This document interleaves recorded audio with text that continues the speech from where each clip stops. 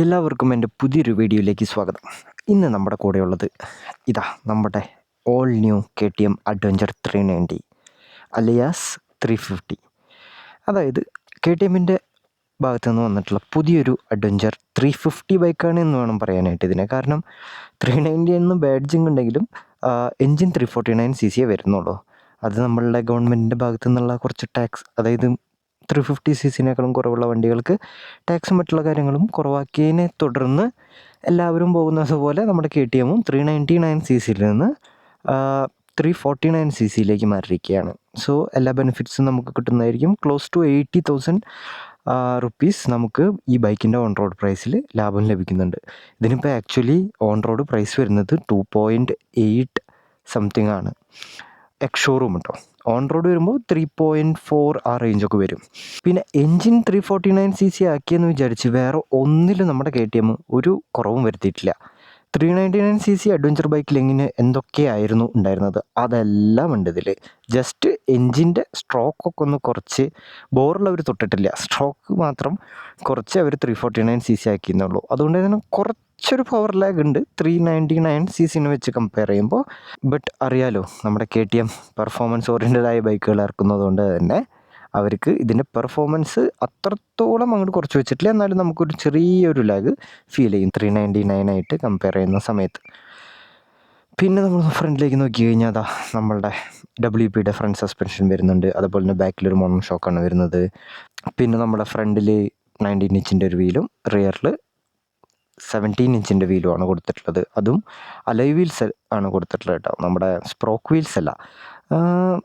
എന്ന് വെച്ചാൽ അത്രത്തോളം ഓഫ് റോഡിങ് കപ്പാസിറ്റി ഒബ്വിയസ്ലി ഉണ്ട് വണ്ടിക്ക്. പക്ഷേ എക്സ്ട്രീം ഓഫ് റോഡൊന്നും ചെയ്യാൻ പറ്റില്ല, കാരണം ബെൻഡായി പോകും അലോയ്സ്, ചിലപ്പോൾ ക്രാക്ക് ആവാനും സാധ്യതയുണ്ട്. നമ്മളുടെ സ്പ്രോക്ക് വീൽസ് ആണെങ്കിൽ നമുക്ക് എക്സ്ട്രീം ഓഫ് റോഡൊക്കെ ചെയ്യാൻ പറ്റും. ഇതിപ്പോൾ road plus off road focused ആയിട്ടാണ് KTM ഇത് ഉണ്ടാക്കിയിട്ടുള്ളത്. പിന്നെ ആ ഡിസൈൻ, നമ്മുടെ ഡക്കാർ ഡിസൈൻ ഇൻസ്പയർഡ് ആക്കിയിട്ട് ഉണ്ടാക്കിയിട്ടുള്ള വളരെ ബ്യൂട്ടിഫുൾ ആയിട്ടുള്ളൊരു ബൈക്കാണ്. അതായത് ഇതിൽ ഇനി കുറച്ച് റാപ്പും ഓൾറെഡി ബൈക്ക് ബ്യൂട്ടിഫുള്ളാണ്, ഇനിയിപ്പോൾ ഇതിൽ കുറച്ച് റാപ്പും കാര്യങ്ങളെല്ലാം ചെയ്ത് കഴിഞ്ഞിട്ടുണ്ടെങ്കിൽ പിന്നെയും ബ്യൂട്ടിഫുൾ ആവും ബൈക്ക്. ഇപ്പോൾ ഇതിൽ കാണുന്ന എക്സസറീസ് എല്ലാം KTMൻ്റെ തന്നെയാണ്. ഇപ്പോൾ ഈ നക്കിൾ ഗാർഡ്സ് ഒക്കെ ആണെങ്കിലും KTM തന്നെയാണ് പ്രൊവൈഡ് ചെയ്തിരിക്കുന്നത്. പക്ഷേ എന്താ പറയുക, പ്ലാസ്റ്റിക്കാണ് സാധനം, അത് മാത്രമേ ഒരു പ്രശ്നമുള്ളൂ. പിന്നെ നമ്മുടെ എഞ്ചിൻ്റെ ഭാഗത്തേക്ക് നോക്കുകയാണെങ്കിൽ ക്ലോസ് ടു 41 HP ആണ് പവർ വരുന്നത്. പിന്നെ മാത്രമല്ല 33.5 Nm ടോർക്കുണ്ട്. ടോർക്കും പവറും 399cc ബൈക്കിന് വെച്ച് നോക്കുമ്പോൾ ഒബ്വിയസ്ലി കുറവാണ്. പക്ഷെ എന്നാൽ നമുക്ക് ഓടിക്കുമ്പോൾ അത്രത്തോളം അങ്ങോട്ട് ഫീൽ ചെയ്യുന്നില്ലെങ്കിലും ഒരു ചെറിയൊരു ലാഗ് നമുക്ക് 399cc വെച്ച് കമ്പയർ ചെയ്യുമ്പോൾ ഉണ്ട്. പിന്നെ നമുക്ക് നോക്കാം മെറ്റൽ, നമ്മുടെ ബാഷ് പ്ലേറ്റ് വരുന്നുണ്ട്, അത് മെറ്റലാണ് കൊടുത്തിട്ടുള്ളത്. പിന്നെ അതുപോലെ തന്നെ ഇവിടെ നമുക്കൊരു സാരി ഗാർഡ്, അതൊക്കെ കമ്പനി മാൻഡറ്ററി ആയിട്ട് നമുക്ക് ഗവൺമെൻറ് നോംസ് പ്രകാരം കൊടുക്കുന്നതാണ് ഈ സാരി ഗാർഡൊക്കെ. ഇതെല്ലാം ഇല്ലാതെ വണ്ടി ഇറക്കാൻ പറ്റില്ല. ബാഷ് പ്ലേറ്റ് അങ്ങനെയല്ല, ബാഷ് പ്ലേറ്റ് കമ്പനി കൊടുക്കുന്നതാണ്. പിന്നെ നമുക്ക് നോക്കിക്കഴിഞ്ഞാൽ ഒരു 320mm ഡിസ്ക് റോട്ടർ കാണുന്നുണ്ട്. ബാക്കിൽ 240mm ആണ്. അതുപോലെ തന്നെ ട്യൂബ്ലെസ് ടയേഴ്സാണ് വണ്ടിക്ക് വരുന്നത് കേട്ടോ. പിന്നെ ഗ്രൗണ്ട് ക്ലിയറൻസ് 228mm വരുന്നുണ്ട്. പിന്നെ വണ്ടിയുടെ വെയിറ്റ് വരുന്നത് 181 kg ആണ്. 181 kg എന്ന് പറയുമ്പോൾ അത്രത്തോളം വെയിറ്റ് ഇല്ല വണ്ടി. നമ്മൾ ഓടിക്കുകയാണെങ്കിലും വളരെ വളരെ ഈസി ആയിട്ട് നമുക്ക് ഏതിലേ വേണമെങ്കിലും എടുത്തു കൊണ്ടുപോകാം. നമുക്കിപ്പോൾ എത്ര ഓഫ് റോഡ് ആണെങ്കിലും ഇപ്പോൾ ഈ കാണുന്ന പറമ്പിൽ കൂടെ എല്ലാം നല്ല രീതിയിൽ കോൺഫിഡൻസോടു കൂടി തന്നെ കൊണ്ടുപോകാൻ പറ്റും. കാരണം നമുക്കൊരു ഒട്ടും തന്നെ വെയിറ്റ് ഫീൽ ചെയ്യില്ല വണ്ടി ഓടിക്കുമ്പോൾ.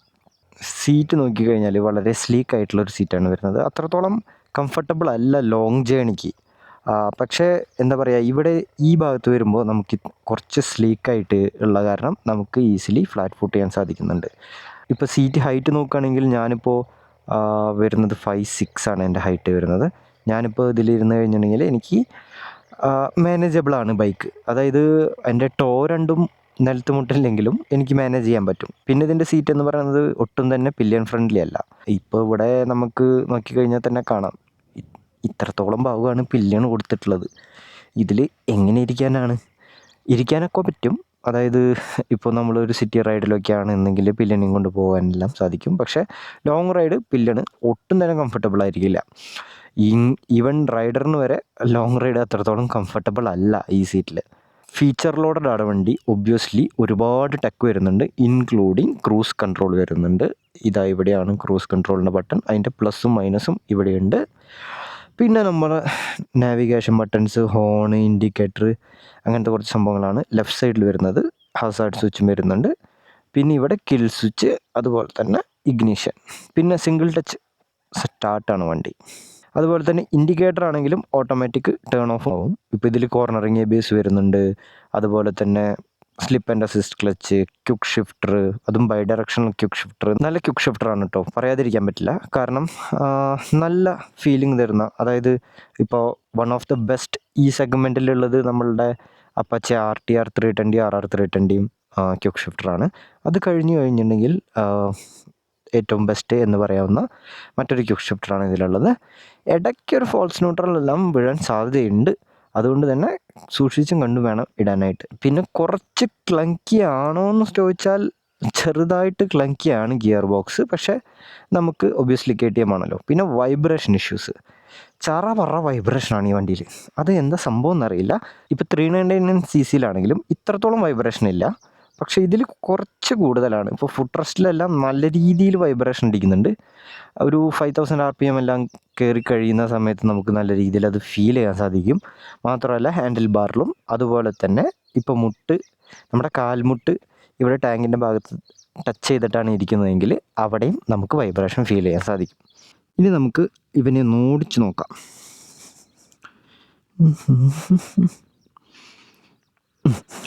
ഓക്കെ, ഞാൻ കണ്ടില്ലേ, ഫ്ലാറ്റ് ഫൂട്ടല്ല, പക്ഷേ എനിക്ക് ഈസിലി മാനേജബിൾ ആണ്. ഇപ്പം ഞാൻ ഒരു സൈഡിലേക്ക് കുറച്ചൊന്ന് ടിൽറ്റ് ചെയ്ത് കഴിഞ്ഞാൽ എനിക്കിതാ ഫ്ലാറ്റ് ഫുട്ട് ചെയ്യാൻ സാധിക്കുന്നുണ്ട്. പിന്നെ ഈ പറഞ്ഞ പോലെ വെയിറ്റ് അത്രത്തോളം ഇല്ലാത്തതുകൊണ്ട് ഇതാ 1 ടച്ച് സ്റ്റാർട്ടാണേ.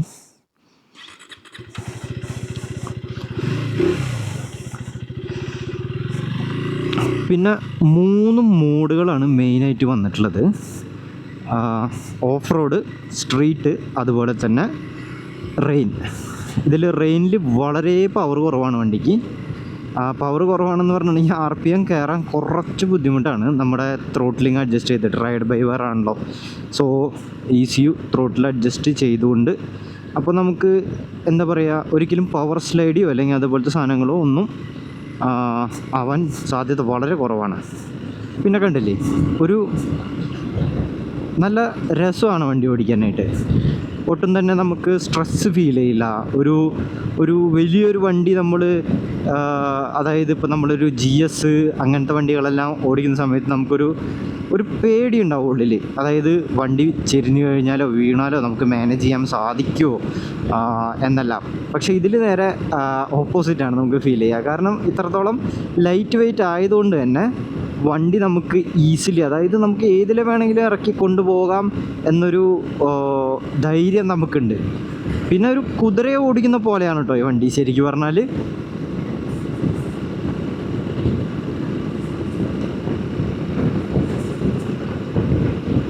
കണ്ടില്ലേ, കറക്റ്റ്, അതായത് ശരിക്കും ഒരു കുതിരയെ പോലെ ഓടിക്കുന്ന പോലെ തന്നെ നമുക്ക് ഈ വണ്ടി ഫീൽ ചെയ്യും. അതായത് നമ്മളൊന്ന് എണീറ്റ് നിന്ന് കഴിഞ്ഞിട്ടുണ്ടെങ്കിൽ നമുക്ക് റോട്ടിലെ ഏത് ഹമ്പും ഏത് കുണ്ടും കുഴിയും എല്ലാം ഇവന് നിസ്സാരം എന്ന് വേണമെന്ന് തന്നെ പറയാൻ.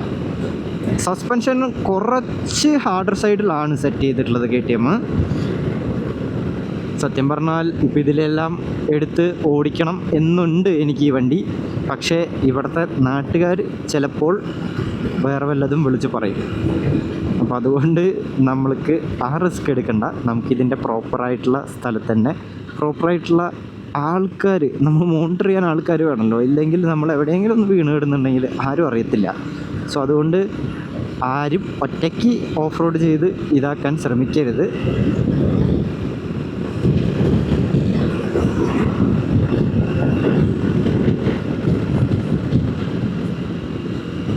കണ്ടില്ലേ ക്വിക്ക് ഷിഫ്റ്ററുള്ളതിൻ്റെ ഗുണം. നല്ല രസമാണ് കേട്ടോ ക്വിക്ക് ഷിഫ്റ്റർ വെച്ചിട്ട്. പ്രത്യേകിച്ച് എനിക്ക് RTR 310 കഴിഞ്ഞിട്ടുണ്ടെങ്കിൽ പിന്നെ ഇഷ്ടപ്പെട്ടിട്ടുള്ള ക്വിക്ക് ഷിഫ്റ്റർ ഇതിൻ്റെയാണ്. ഇനി ക്രൂസ് മോഡാണെങ്കിൽ ഈ ക്രൂസ് മോഡിൻ്റെ ബട്ടൺ പ്രസ് ചെയ്ത് കഴിഞ്ഞിട്ടുണ്ടെങ്കിൽ ഇപ്പോൾ റെഡി ടു ക്രൂസ് ആയിട്ടുണ്ട്. ഇനി നമ്മൾ ഇതിൽ മൈനസ് ബട്ടൺ ടാപ്പ് ചെയ്ത് കഴിഞ്ഞിട്ടുണ്ടെങ്കിൽ ഏത് സ്പീഡിലാണോ നമ്മളുള്ളത് അതിൽ ക്രൂസ് ആവും. ഇതാ ഇപ്പോൾ 64 ലോക്ക് ആയിട്ടുണ്ട്, കണ്ടില്ലേ. വണ്ടി പോകുന്നു 64-ൽ. ഇനി ഞാനൊന്ന് ടാപ്പ് ചെയ്ത് കഴിഞ്ഞിട്ടുണ്ടെങ്കിൽ വീണ്ടും റെഡി ടു ക്രൂസായി. ഇപ്പോൾ ക്രൂസിലല്ല പോകുന്നത്, പക്ഷേ റെഡി ടു ക്രൂസാണ്. ഇനി ഞാൻ എപ്പോൾ വേണമെങ്കിലും മൈനസ് ബട്ടൺ തട്ടിക്കഴിഞ്ഞിട്ടുണ്ടെങ്കിൽ ആ ഒരു സ്പീഡിൽ ഇതാ കണ്ടില്ലേ, വണ്ടി ക്രൂസായിക്കൊണ്ടിരിക്കും. ഇനി നമ്മൾക്ക് സ്പീഡ് കൂട്ടണമെങ്കിൽ, അതായത് ക്രൂസിങ് സ്പീഡ് കൂട്ടണമെങ്കിൽ പ്ലസ് ബട്ടൺ അമർത്തുക. അപ്പോൾ ഇതാ കൂടി വരുന്നു. ഇപ്പോൾ 62-ൽ സെറ്റായി. ഇപ്പോൾ വണ്ടി 62-ൽ പോയിക്കൊണ്ടിരിക്കും. ഇനി കുറക്കണമെങ്കിൽ മൈനസ്, അത്രയേ ഉള്ളൂ. കണ്ടില്ലേ, അത്രത്തോളം പെർഫോമൻസ് ലാഗൊന്നുമില്ല വണ്ടിക്ക്. പക്ഷേ 399 അപേക്ഷിച്ച് നമ്മൾ നോക്കുമ്പോൾ ചെറുതായിട്ടൊരു ലാഗുണ്ട്. അതല്ലാതെ ഈ ഒരു സെഗ്മെൻറ്റിലുള്ള മറ്റ് ബൈക്കുകളായിട്ട് കമ്പയർ ചെയ്യുമ്പോൾ ഒട്ടും തന്നെ നമുക്ക് ലാഗ് തോന്നിപ്പിക്കില്ല.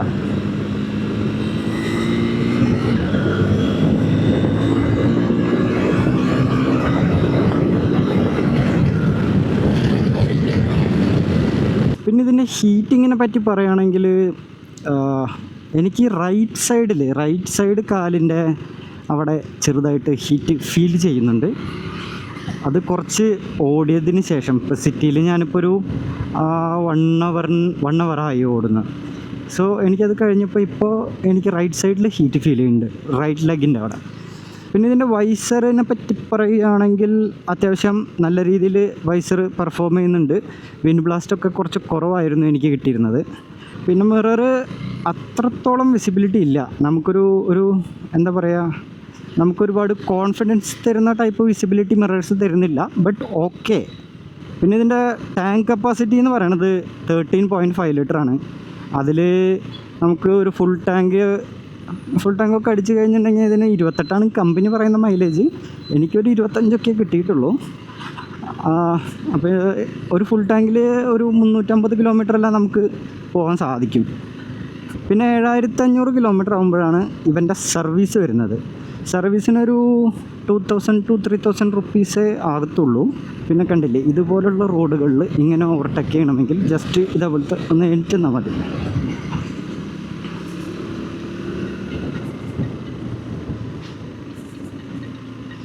പിന്നെ എക്സോസ്റ്റ് വരുന്നത് അണ്ടർബെല്ലി എക്സോസ്റ്റാണ് ഇതിന് വരുന്നത്. അത് നല്ല ബ്യൂട്ടിഫുള്ളായി തന്നെ അവർ അലൈൻ ചെയ്തിട്ടുണ്ട്.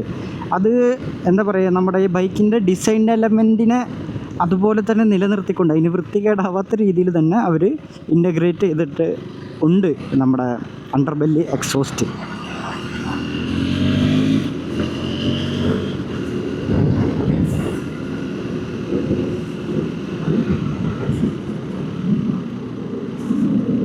അപ്പോൾ അത്രയൊക്കെയുള്ളൂ ഇന്നത്തെ വീഡിയോ. സോ വീഡിയോ ഇഷ്ടമായാൽ നിങ്ങൾ ലൈക്ക് ചെയ്യുക. നിങ്ങളുടെ അഭിപ്രായങ്ങളും സംശയങ്ങളും കമൻറ്റ് ബോക്സിൽ രേഖപ്പെടുത്തുക.